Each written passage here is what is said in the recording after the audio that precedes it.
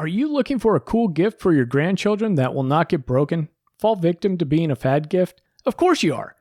Be the coolest grandpa ever. Narrate a children's ebook in your own voice and send it to your grandchild. They will be able to read along on their tablet or mobile device as the story comes to life with the sound of your own voice. Recording a book on MakeMementos.com allows you to create a truly personalized gift. By recording a specially chosen book for your grandchild, you can create something that will last a lifetime. Anytime they want to hear your voice, all the grandchildren need to do is play back the recording.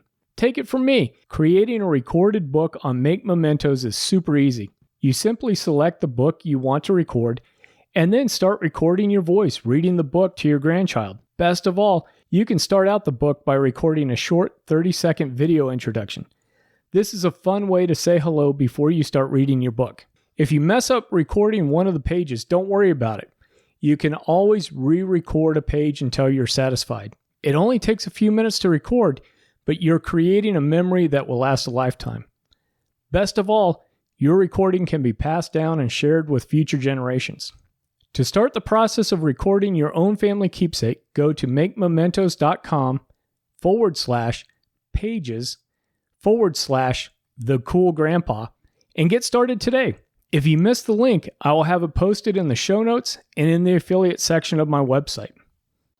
Do you also find it difficult to build up a meaningful relationship with your grandchildren at a distance? As a long-distance aunt to a 2-year-old in Australia, I wanted to create solutions for the millions of family members who cannot be physically together all the time. This is why I created Peekabond, an app that helps you to connect with young children at a distance. The app works with the following 3 steps. First, we give playful activities suggestions that are based on your child's development stage. These suggestions are science-based and gamified. Secondly, you can create a private family circle. And finally, we'll let you send videos back and forth so you don't have to be live at the same time, and save them in one spot for your grandchild to watch. We've got over 120 content suggestions. You can build a love bank for your grandchildren. And if you go to the Cool Grandpa website and look for the affiliate links, sign up for a newsletter with a lot of inspiring content, or you can try the app for free. Welcome into the Cool Grandpa podcast. I'm excited for you to join us for another exciting conversation. Before we get started, I just wanted to let you know that Dan Miller's 48 Days group is opening up enrollment. Now, Dan has been opening and then closing the enrollment throughout the year, and the reason for that is that he's been wanting to really focus on the needs of the members. So this has actually turned out to be a pretty good idea, so that we don't have people coming in, joining, getting lost, not feeling like they're getting the most out of the 48 Days community, and then exiting. The next time that Dan is opening up the doors for people to join the 48 Days community is starting on November 14th. I have a link in the show notes that you can click on to take you over to learn more about the 48 Days community. Please remember to like and subscribe to the podcast. It's the best way that we can share the news about being a grandfather and how important this role really is in the family and the development of those grandchildren. This week's guest is James Devine. Now, James has been on the podcast previously, almost 100 episodes ago. He was on episode 13, and we had a blast talking about how his influence in his school has really helped a lot of the children that have gone through his music programs. It's really great to be able to hear a grandfather be able to really see and influence young people and their development and their self-worth. I think when we're younger, we don't always really understand the impact that we're having, but James has got that distance where he's able to really kind of see that he is making a difference in that school system. Now, I have James on specifically to talk about his work with creating side businesses and products such as books and video courses, YouTube courses, all sorts of different little side projects that he's using to supplement his income. So we're going to dive in, talk about mindset and being able to really maximize and use mentors and coaches, both ones that we meet with in person, as well as just those virtual mentors like a Dan Miller or Dave Ramsey or Chris LoCurto. Anyway, we'll get into all of that pretty soon. And so without further ado, let's jump into this conversation.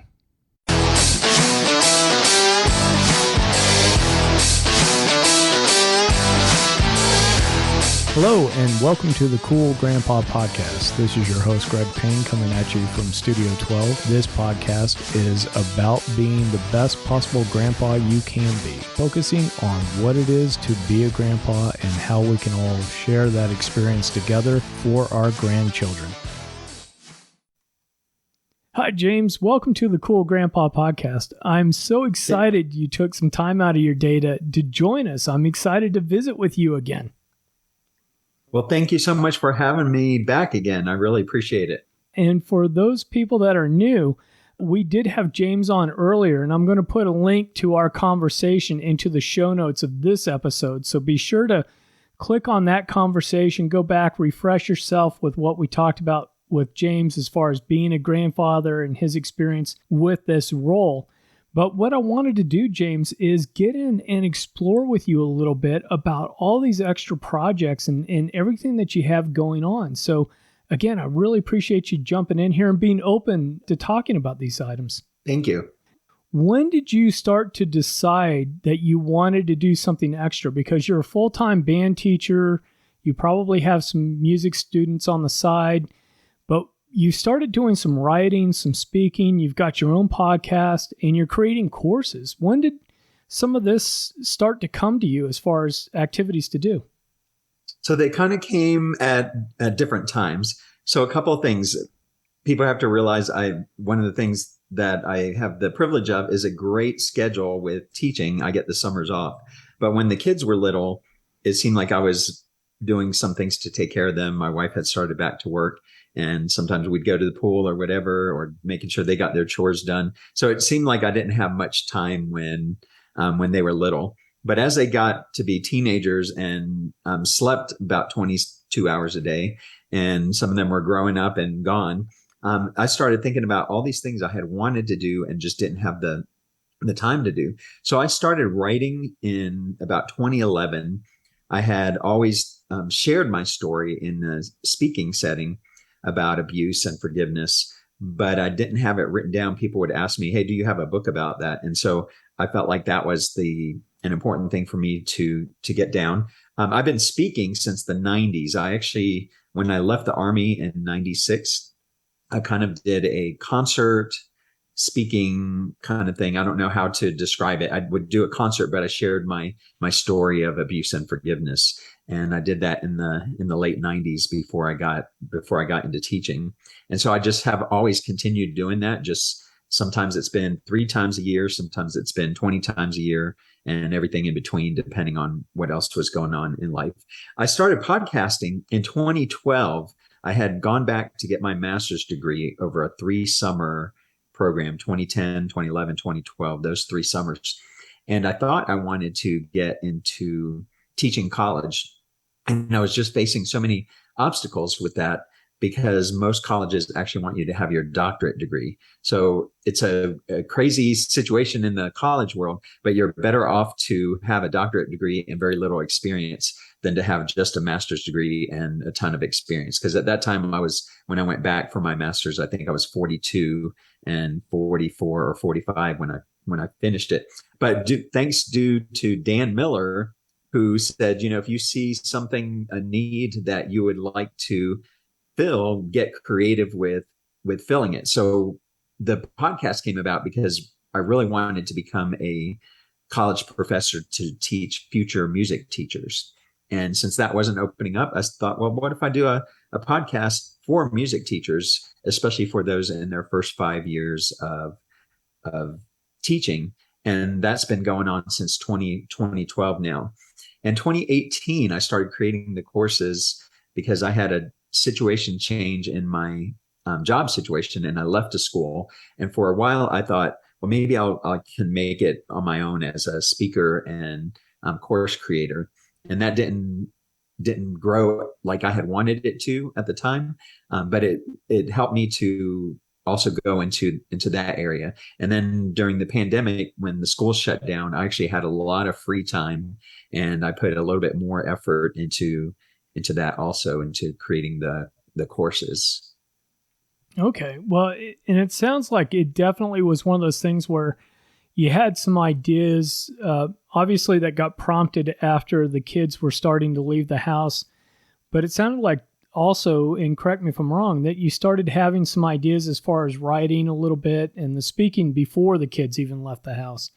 So it seemed like, Yeah, it was one of those things that I think everybody experiences this when the kids are little, and this is the joy of becoming a grandparent. And when the kids are little, it just seems like your time is so focused on their needs, cooking and cleaning and helping the wife and taking them to their events, that when they're gone, you can actually find yourself having quite a bit of time if you learn to balance that right. And some of that time, or a lot of that time, goes to spending time with my wife and spending time with the grandkids. But a lot of that time is free time that I don't want to spend it watching TV, and I feel like that's just a time waster. It's not that I never watch TV, but I just want to. The older we get, as you probably realize too, Greg, we realize just how short our time is, and what's the way we can make the most impact on the people that we're going to leave behind one of these days.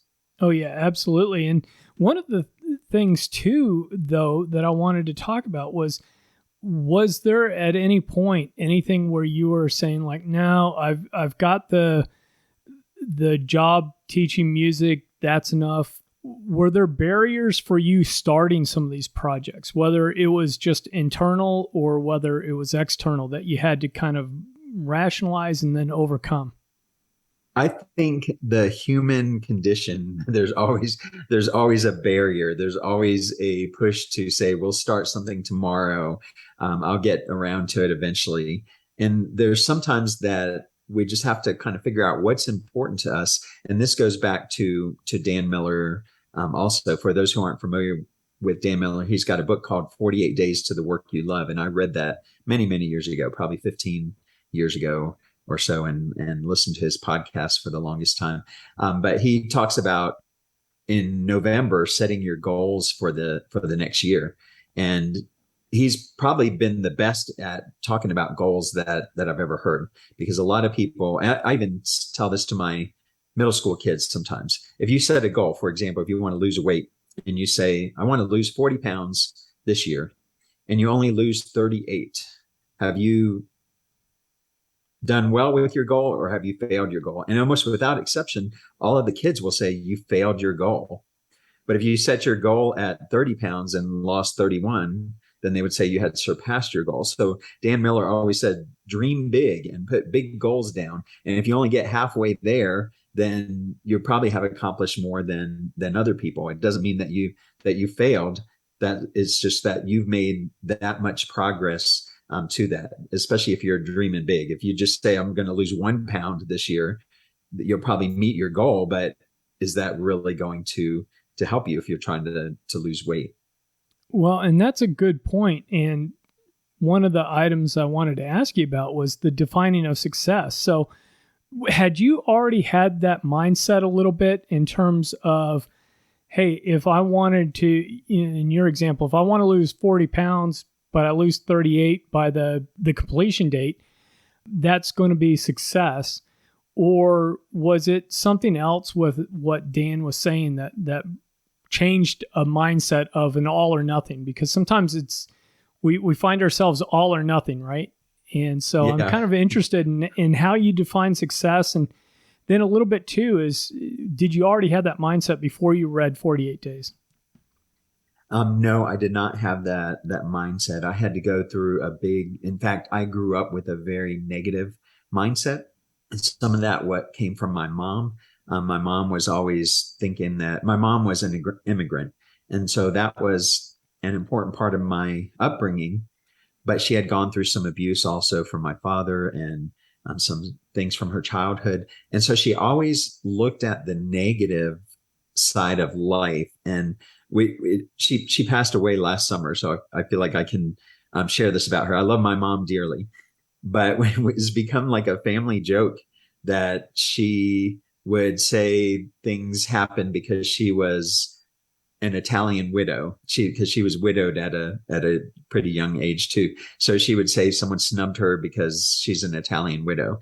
And I would say, Mom, that's just the way that fast food place snubs everybody. They just have poor service. They do it for everybody. No, you don't understand. It's because I'm an Italian widow. So the joke my wife and I kind of have with inside joke with each other is that if someone cuts me off in traffic or whatever, I'll say they just did that because I'm the son of an Italian widow, and that's the only reason they did that. So I had to really overcome a really poor mindset, and I did that by practicing my faith and reading the Bible, but also by listening to a lot of podcasts and reading a lot of books of people who had overcome things in their own lives and the success principles that they use to take things to the next level, and to realize that I had more worth than what I thought that I had, because I always looked at myself as not worthy of being recognized and not worthy of being the expert in something.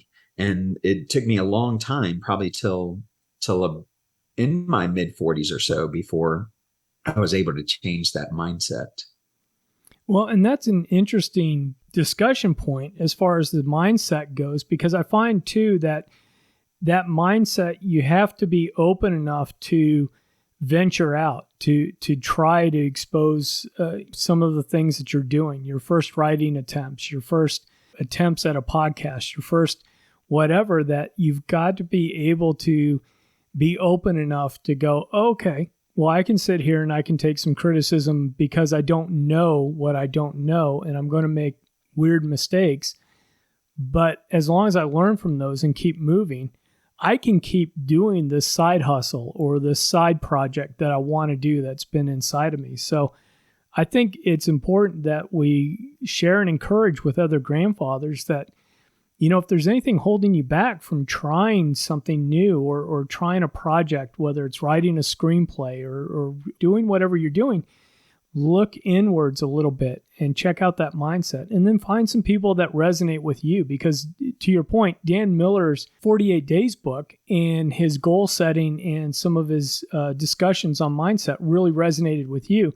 With somebody else, it might be John Maxwell. With somebody else, it might be John Canfield. It could be, whoever. But look around. I think if you're a grandfather and you've got these kind of, hey, I want to explore making a short movie, or I want to do a one-act play and I've never done it before, and something's holding you back, explore that mindset a little bit and see where you are with that. What do you think about that? I definitely agree with that. And I think sometimes the thought of something failing holds people back. And I have a piece of advice that actually comes from the rules for a marching band. When you sign up a marching band to be in a parade somewhere, they give you all these rules to follow. There's not a bunch of them, but the big one is keep moving forward. So they don't want you to stop and do a little sideshow for the people to the left or the right. They want your band to keep moving forward and do your performance. If you want to put cool stuff in it where you're putting dance routines in it, that's great, but keep moving forward. And that's such an important part of life. You have to move forward, and you try something and maybe it fails and you try something different. My whole definition of success has changed a lot as I've gotten older, because we sometimes think of success as monetary value. I told my wife there's some people who I used to be jealous of, and I've had to ask God to forgive me for that, because as I look at their lives, it's like, okay, they may have had more success as a speaker than I have in making more money, but their marriage is failing, or their kids can't stand them, or they don't ever get to see their grandkids. And so there's so many different things, or their health is failing because they neglected that part of their themselves. So my definition has changed. I tell this to my kids at school too. I actually teach at a Title I school. And for those who aren't familiar with that term, it's basically a school that's in the like some of the poorer schools. And so sometimes you get extra funding for that, for being a school that's in a situation like that. But I have kids who are there Friday and then they move, and their parents are following the jobs that are available. So we get, I probably have 20 or 30% of my kids move during the school year. And it's just a big turnover. A lot of them are immigrants or second generation immigrant families, and they're great families. They're great to work with. It's not going to be a band that goes and wins awards like maybe some of the other schools in my town. And so I tell the kids, I said, we can't compare ourselves to those bands. And you and me as individuals, we can't compare ourselves to others. What we have to compare is, are we better today than we were yesterday? That's what we're comparing to. If we're moving forward and we're keep moving forward and we're getting better, then that's the most important thing. Someone who is missing a leg due to an accident, they're going to have to go through some physical therapy and try to improve their mobility.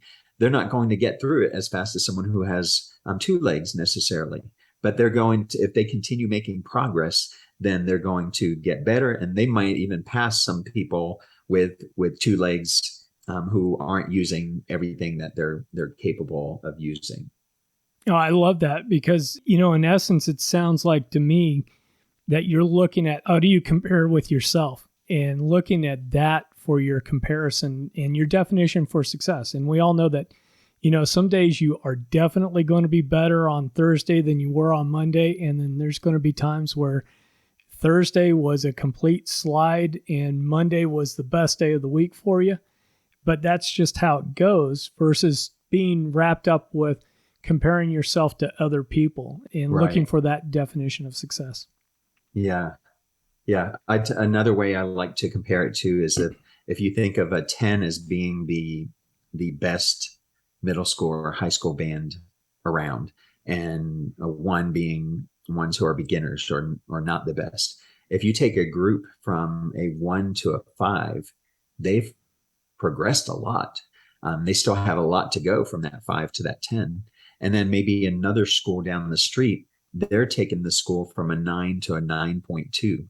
Both of those take the equal amount of work. But if you listen to the two groups side by side, you're going to say, oh, that group that's 9.2, they're way better than the group that's at a 5. But if you knew where that group came from, then you'd say, wow, they get the award for most improved, something like that. I do want to ask you, so you definitely had, when you started speaking and then started writing, then podcasts, then courses, did you have a moment where you sat down and said, oh, I've got these 5 different things that I all want to do right now? And did you go through a process of trying to figure out what's realistic for me to add to my plate, knowing I've got a full-time job, I'm a father to adult children and a grandfather, I'm married, I've got these other responsibilities? Because I think sometimes we see grandfathers, and I've been guilty of this, of wanting to do too much too soon, too fast, and then having a big crash and burn where nothing seems to grab traction. I think all of us struggle with that. And that's where the goal setting in November helps me out, because I start thinking about what is all these ideas come to my mind. In fact, I have an idea sheet that is also my goal sheet. And if I have an idea, I just jot it down on there, and then I digitize it when I redo my goals in November.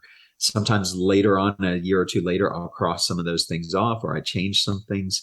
And then the goal sheet doesn't become, it's not like the Bible to me. So if I get to March and something I had been pursuing either is not happening, or I find I'm not enjoying it, or it's changed, then I change my goal with that. I don't continue to try to pursue that. So I think when you decide what's going to be the most important, you might have 20 ideas, but you're going to say, I'm going to focus on these 2 or 3 for right now. And I think that's where the different dates for when I started things came about, because I think those were all in me at some point. And wanting to do those. In fact, I made a decision, and every time we make a decision to choose something, to say yes to something, we're saying no to something else. Or when we say no to something, we have the opportunity to possibly say yes to something. So I'm a non-traditional student.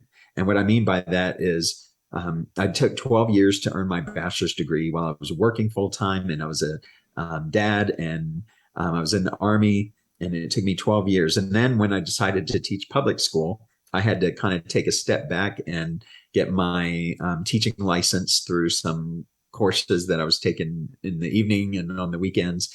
And it just felt like and then I did my master's degree from age 43 to 45. So it just felt like from the time I was 20 to 45, it just felt like I was constantly going to school. I mean, it wasn't every semester, but it just felt like I'd have a semester off and then I'd take a class.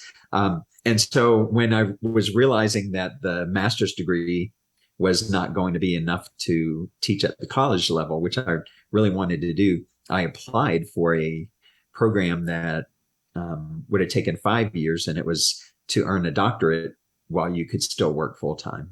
And I thought this will be great for me. The reason I didn't do it is because I had all these ideas that had been on hold, all these things I wanted to do with writing and speaking and performing that had been put on hold for so many years. I was like, I just want to do some of these things, even if it's just for me. And even if it's not for anybody else or not for an income, I just want to. So I said no to that. I got the acceptance letter and prayed about it and thought about it for about a week and said no to that. And that brought me in a different path. It allowed me to say yes to these other things that are happening. That's great information, because it ties back into a little bit of sometimes if we do pause and we sit back and we go, hey, what is it that I want to do? You know, I've got the day job. Maybe you love it, maybe you don't, but you start thinking of other things that you're interested in, that it can become overwhelming. And so going through that process of understanding of, if you say yes to something, that you're saying no to other things. And same thing, if you say no to something, then that leaves you open for doing some other items. How did you present some of these ideas to your wife and to the family as far as, hey, because when you start to go, hey, I'm going to do writing, well, that might be a half hour in the evening every evening, and I don't know what time commitment is for it, but that's a half hour away from the spouse, whether you're watching a show together, whether it's a walk, or, there's some kind of that interaction that's, writing's taking away from other time. So how did you bring this up with the wife and with the family? This might be something where it's a little bit unusual because of my schedule with teaching. I've been able to do most of this when my wife isn't present. She's either at work or our schedules have always been, I'm a morning person, so I'm up every day at 4 a.m. And by 9 p.m., my eyes are closed and I've hit the pillow and I'm sleeping. She's the opposite. If she doesn't have to go to work, she'll be up at around 11 and probably go to bed around midnight. So we're just opposite with that. And so I get, even if she is home and not working, I can get a lot done in the mornings. And then when she's getting up, we'll have coffee or breakfast or an early lunch. And then we can go do whatever we're going to do, a hike or something that we're going to do. So I've been fortunate in that way. And I think it's been a blessing for me that it hasn't been income that I needed. So it's been something I'm hoping to build this for the future, because in about 2.5 years, I could retire from teaching and I would like to have a little bit more control over my schedule. And so I'm building it towards that. But at no point so far have I needed it, except in the 90s when I was doing the speaking. I was doing that full time right after I got out of the Army. But besides then, it hasn't been something that I needed the income for. So it's easy to put something on hold. And actually, I'll kind of explain the process I use. It's probably different than most people. I don't use an online calendar except at work because they handle all the meetings and everything. I actually print out a paper calendar that has the the whole month on it because I kind of need to visually see that. And so I already have a 2023 calendar. And what I've done is I've gone through and I put in the important dates. So, for example, my anniversary weekend, December of 2023, that's already blocked off. And so if someone calls me and says, "Hey, James, we want you to play at this event. Can you do it?" I will still give them a bid, but the price is going to go way up because I know already that my wife would agree. Hey, hon, we're not going to celebrate on our normal weekend, but we're going to have an extra $1,000 to spend. But very rarely do the people meet my increased price for that. But I already go through my calendar and I put in some dates when I want to work on some different things, and that changes sometimes. So I put it in pencil, and sometimes I'm erasing things and putting them later because things come up that I didn't know. Like last summer, usually I get a lot done in the summer, but last summer my mom was in her final days, and it was right after the school year ended, and I went out to Virginia and spent about a week with my sister and with my mom, and she ended up passing while we were there. That was a blessing to be there. And then I spent the rest of that summer. It wasn't laziness. I think it was grieving, and I felt bad for my sister because I had the summer to do that, and I'm thankful for that. She lives in St. Louis, and I drove and picked her up, and we drove the rest of the way to Virginia. And then when I dropped her off, she was back at work the next day. She didn't have that time to process. So all the things I had planned on doing that summer of 2021, most of that got put on hold because I was just spending the time sitting on my porch and grieving and thinking. Yeah, well, and that's a good point too, because with all of this, as grandparents start to develop side projects, is keeping in mind that life happens, and it could be an unfortunate event like yours, or it could be a new grandson or granddaughter coming to the family, and you need to go on site and help the kids out for a couple of weeks, and understanding that those things come up, and so even if you had put a goal of, hey, I'm going to release my first blog July 15th. Well, you might have a new grandson, new granddaughter show up about that time, or you might get called in to help the kids move somewhere. And so that, that your let's call it a go live date might have to change because of that. So, but it's also important to understand that because we can give ourselves, I think, that room to grieve and that room to celebrate and that room just to be the husband and father that you need to be, that sometimes these side projects need to change around a little bit. And some of those deadlines that you put on yourself have to be flexible enough too. Right. Right. And going back to the talking about success thing, something I started when the pandemic hit and schools were closed, I started posting a video, and I've been doing it once a week pretty much since then. Some weeks I've missed, just a little inspirational thing aimed at teens that I post on YouTube. And at one point I remember thinking, I get 30 or 40 views of these things, and it's like, that's not very successful. And my aunt, my mom's sister, she's 11 years older than me and 11 years younger than my mom. She made a comment just a couple of months ago, and I had never thought about this. And she said, "What a great thing that you have these videos that are going to be around for your grandkids when you're gone, and they can go back and see you kind of give an instruction about life." And I had never thought about that. I was just looking at the numbers, 26, this one, 42, this one. It's like, how do I increase those numbers? And so that definition of success. Also, I wrote a song. Now, maybe 20 kids have heard the song because it's a song about you. It's a song for kids, and you put in what their favorite color is. But I sing it for my grandkids every time they come over, and they're happy to hear it. And it's like, if that was the only reason I made that song, was for them to hear it. And then they want me to sing it about their dad and about their mom. And they're like, do it for dad and do it for mom. If that's the only reason I sang the song and I never make a dime from it and no one has ever heard it besides those 20 kids that have gotten to hear it, then it's still worth it.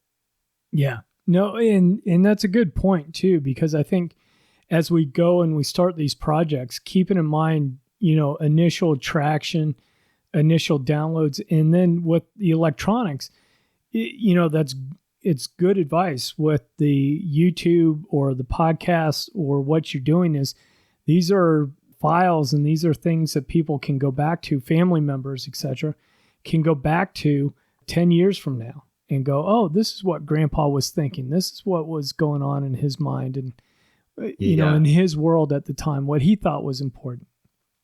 What kind of groups or mentors or coaches out there have you used, and have you found those to be keys to success with you going through your different projects?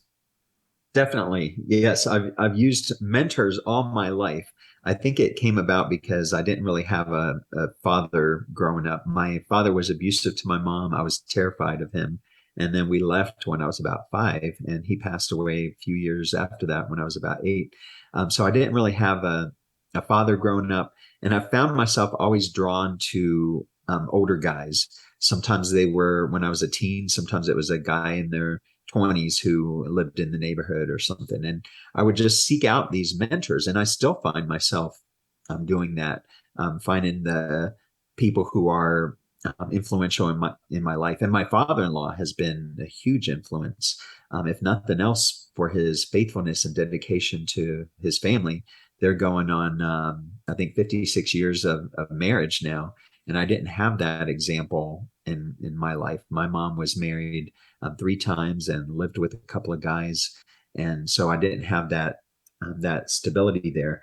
What I have found is that some of the mentors have been great, and some have been okay, and some have even been bad. But I can learn from all of them by doing the same things the successful ones are doing, copying and imitating them, and then doing the opposite of what I see some people who maybe have not been good examples or not good mentors. I found some of these mentors on podcasts. Sometimes I found them through 48 Days. There were sometimes I would hire a coach just for a one-off, like a one session. I would ask them, what do you charge for 1 hour? And I just wanted to bounce something off of them. One of my college professors from my master's degree, he's become a friend and mentor, even 10 years after having graduated from that program. He and I still stay in touch. He just recently retired, and he's been a great mentor. The 2 big things that I did for a while, I was part of Dan Miller's 48 Days network, and that connected me to a lot of people who I reached out to, and sometimes we would have a coaching session. Sometimes it was just asking them a question on their level of expertise. I think I was part of that for about 2 years, and highly recommend it for anybody who is thinking about it. And the best thing that I ever did was something called Next Level Life. And it was through a guy named Chris LoCurto.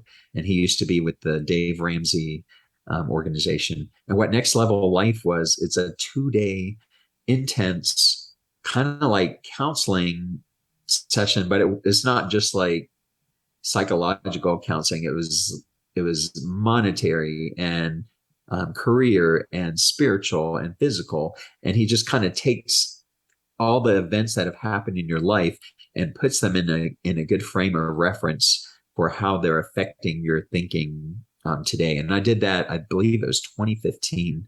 And that was the biggest shift I ever made in my life, and probably the most I ever spent for a coaching session like that.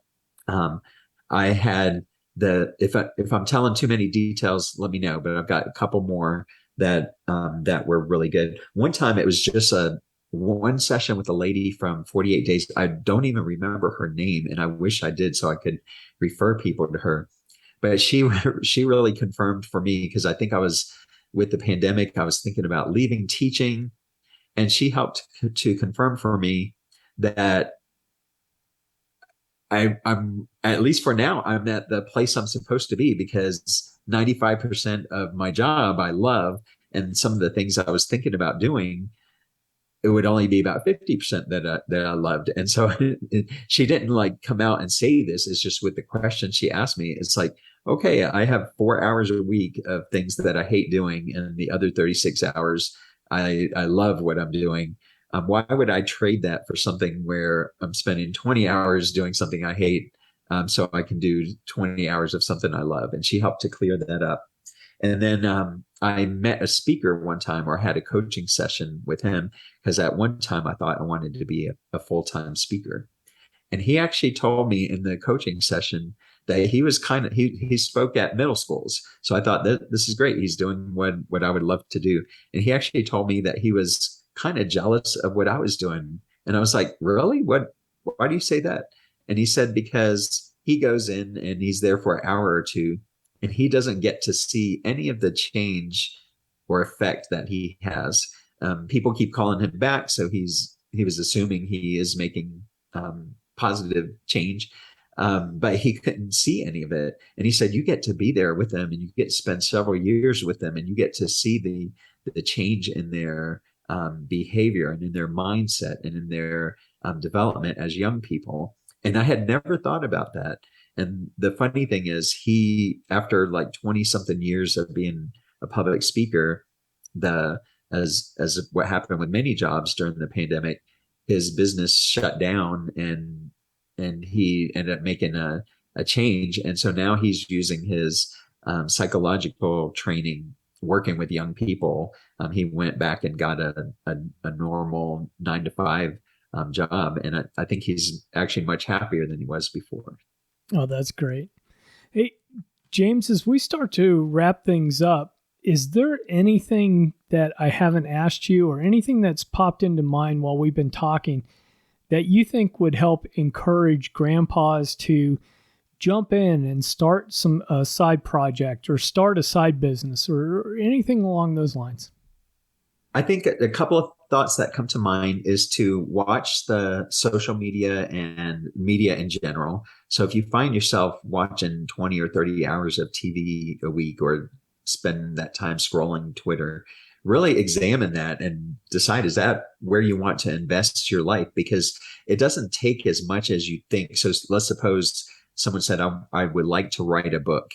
Even if the book just is going to your grandkids or to your family to share the story about your life, in 500 words a day, you can have that book written in about 6 weeks. And 500 words a day does not take much. It takes like a half hour to do that. So I would say that learn to say no, so you can say yes to the things that you want to say yes to, and the things that are going to have eternal impact on people.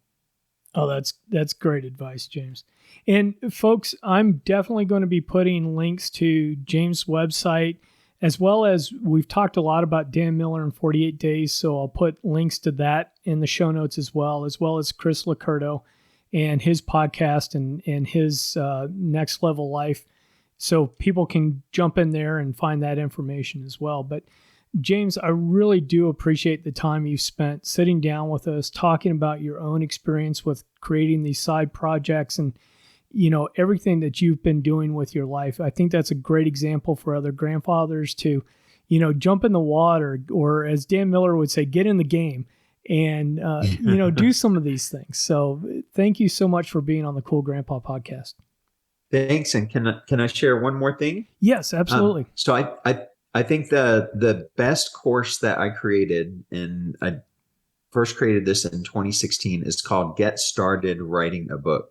And it tells you everything you need to do from start to finish to publish your own book on Amazon. So that's one of the courses available at jamesdevine.net. And a special offer for just your listeners, for anything on the website that they find in the store, if they enter the code Cool Grandpa, then everything will be 50% off. And they just need to enter that at checkout. Holy cow. That is super generous. I really appreciate you doing that for our listeners. And Folks, be sure to check out James' website because there is a lot of books, a lot of materials out there that I think you could take advantage of. And thank you so much. I appreciate it. You're welcome, James, and have a good rest of the evening. Thanks. I had a blast talking with James. It was super generous of him to offer a 50% discount off of his products for using the code COOLGRANDPA at checkout. I've included a link to his regular website as well as his product section of his website so that you can easily find all the books and courses that James has created. I've also included links for the 48 days that I mentioned at the introduction, as well as Dave Ramsey's radio program and Chris LoCurto's site as well. I really hope you take advantage of this generous discount that James is providing and finding a book or resource that fits a need for you or maybe one of your grandchildren even. I also hope that this conversation has inspired you to look inward. Find those little hidden gems of expertise that you can turn into a book, that you can turn into a product that can help generate some extra vacation income, if nothing else. I look forward to talking with you again next week. And until then, remember to stay cool. Thank you for listening to the Cool Grandpa Podcast. If you've enjoyed this episode, please do me a favor and share it with a friend. That's the best way you can help us to expand our community, as well as get the news out about how valuable grandpas are in the lives of those kids. If you'd like to leave me a comment or shoot me a potential topic for this podcast, please go to www.cool-grandpa.us. Look for the comments tab, fill it out, hit submit. It's as easy as that. Until next time, remember to stay cool.